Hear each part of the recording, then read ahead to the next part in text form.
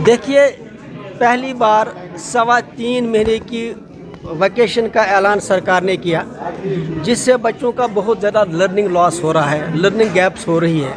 क्योंकि अब देखिए हमारा काउंटर पार्ट जम्मू में है, वहाँ कितने दिनों की छुट्टी होती है। अब सीधी सी बात है, जब हम यहाँ 3.25 महीने की बच्चों को छुट्टियाँ देंगे तो ऑलरेडी हमारे वर्किंग डे बहुत कम आते हैं। इस तरह से हमें और लॉस हो जाएगा, बच्चे कम्पीट नहीं कर पाएंगे। अभी तक सिर्फ 160 ही इफेक्टिव वर्किंग डे हमें मिले हैं, जब तक as per CBSE as per board ये 220 वर्किंग डेज होने चाहिए। इस वजह से आज हमने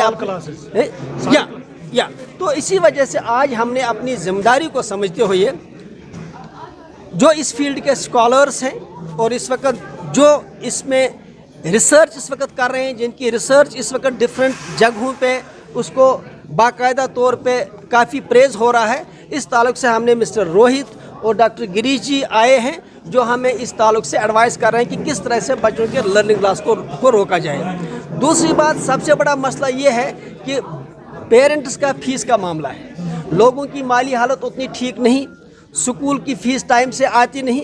इस तरह से क्या होता है कि सबसे बड़ी प्रॉब्लम ये होती है कि जब स्कूल की फ़ीस टाइम से नहीं आती है तो टीचर सफ़र करता है, स्कूल सफ़र करता है, पूरा टीचिंग लर्निंग प्रोसेस मुतासर होता है। तो उसके लिए हमारे जो लियो वन इस गैप को पूरा करना चाहती है। वो एजुकेशन फ़ीस को रिवार्ड के साथ जोड़ना चाहती है।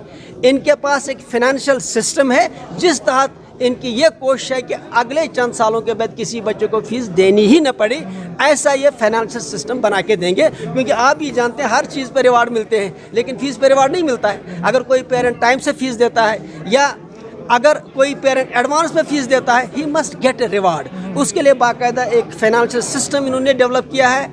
हमने आज इनसे MOU साइन किया कस्टमाइज़ करके, ताकि कोई भी गरीब बच्चा फ़ीस न होने की वजह से तालीम से महरूम ना हो। सवाल यह है कि एजुकेशन सरकार के लिए अगर प्रायोरिटी होती तो ये एकेडमिक कैलेंडर डिवाइस करना, एडमिशन कैलेंडर डिवाइस करना, ये तो सरकार का काम है। देखिए, अब इस वक्त जब सरकार अपनी जिम्मेदारी नहीं निभाती तो स्कूलों को भी इंडिविजुअल फैसले लेते हैं, जो कि सीधी सी बात है, उसके अपने रिपरकशंस हैं। लिहाजा हम इस वक्त भी कहेंगे कि सरकार इस मामले को सीरियस ले। हम चाहते हैं कि एडमिशन बिल्कुल ट्रांसपेरेंट हो और उसके साथ उसके लिए बाकायदा एक एकेडमिक कैलेंडर हो। डोनेशन सिस्टम कब खत्म होगा प्राइवेट स्कूल्स में फॉर किंडरगार्टन एडमिशन? देखिए, RT सरकार का काम था लागू करना, अभी तक सरकार ने RT यहाँ पे लागू किया नहीं। अब जहाँ तक अब डोनेशन का मामला है, अब इस वक्त जब पूरी एजुकेशन ही क्राइसिस में है, इस वक्त हमारे लिए इश्यूज़ ये हैं, अगर हम स्कूलों की फाइनेंस को और चोक करते हैं, दिक्कत ये हो जाएगी कि आखिरकार हमारे बच्चे जाएंगे कहाँ। या तो ये पूरे ऑल ओवर इंडिया जो सरकार कहती है कि एक निज़ाम, एक तालीम, एक सिस्टम कश्मीर में लागू क्यों नहीं हो रहा है, और फिर कश्मीरी एक अकेली जगह है जहाँ पे हमें 14-15 NOCs देनी पड़ती है, जो कहीं पे भी नहीं है। इस वक्त 2.5 लाख बच्चों के RR इशू नहीं हो रहे हैं, पूरा क्राइसिस है, लेकिन इस पर कोई बात नहीं कर रहा है। हम ये मानते हैं ये सरकार की जिम्मेदारी है, सरकार को इसके लिए बाकायदा एक डेट, बाकायदा कैलेंडर इशू करना चाहिए।